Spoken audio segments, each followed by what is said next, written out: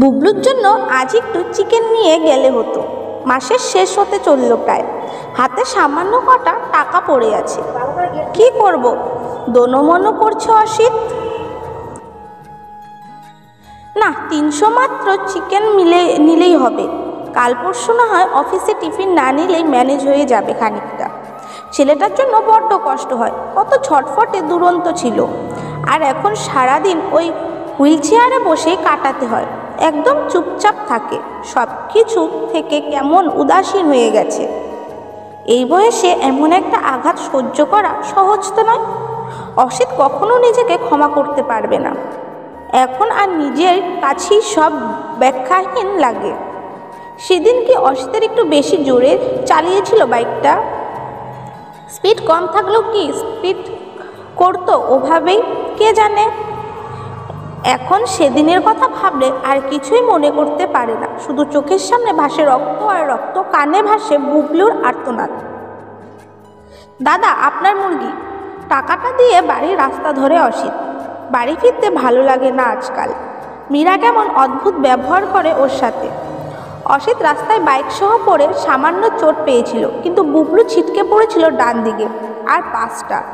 বুবলুর দুটো পাই বাদ গেছে হাঁটুর নিচে থেকে। মীরা বোধহয় বিশ্বাস করতে পারে না আর অসিতকে। মীরাকে অসিত ভালোবেসে বিয়ে করেছিল। বুবলুর তখন বছর 2 বয়স। ওর জন্মের আগে ওর বাবা মারা যান। অসিত কিন্তু বুবলুকে কখনো নিজের সন্তান ছাড়া আর কিছু মনে করেনি। বুবলুর সব স্বপ্ন পূরণ করাই ওর লক্ষ্য ছিল। এই ফুটবল কোচিংয়ে ভর্তি করেছিল বুবলুকে, সে তো কষ্ট করেই, তবুও করেছিল। ছেলেটার ফুটবল খেলায় ন্যাক ছিল। অথচ মীরা এখন ভাবে অসিত বোধহয় সেদিন ইচ্ছা করেই বুবলুকে। উফ, কেন যে সেদিন কোনোদিন নিজেকে ক্ষমা করতে পারবো না অসিত। বাথরুম থেকে ফ্রেশ হয়ে এসে বসলো বুবলুর কাছেই। 1 কাপ চা নামিয়ে দিয়ে গেছে মীরা। ছেলেটা ছবি আঁকছে এক মনে। বুবলুর স্কুলে একবার কথা বলতে হবে। পরীক্ষা দিতে দেবে কি এবছর? বুবলুকে খাওয়াতে খাওয়াতে কথা কটা ছুঁড়ে দিল মীরা অসিতের উদ্দেশ্যে। পারবে এবছর? হ্যাঁ পারবো বাবা, বুবলুই উত্তর দিল এবার। পরের দিন স্কুলে গিয়ে হেড স্যারের সাথে দেখা করেছিল অসিত। ওরা বুবলুকে পরীক্ষা দিতে দেবে বলেছে। মীরা বুবলুকে পরীক্ষা দেওয়াতে নিয়ে গেছে স্কুলে।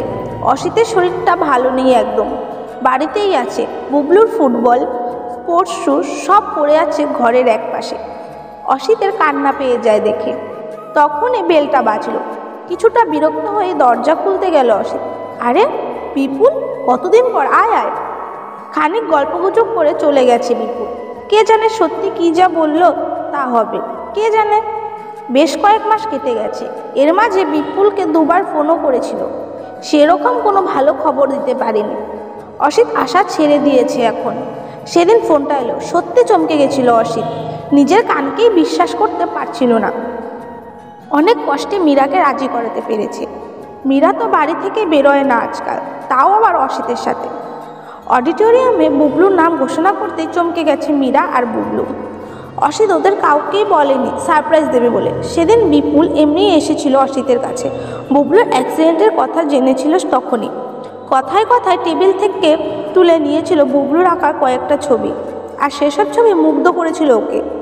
ওই তখন প্রস্তাব দিয়েছিল অসিতকে, কয়েকটা ছবি নিয়ে এসেছিল কি যেন এক কম্পিটিশনে দেবে বলে। সেই ছবি প্রথম স্থান অধিকার করেছে। বুবলুকে স্টেজে নিয়ে গেছে বিপুল, ও পুরস্কার নিচ্ছে।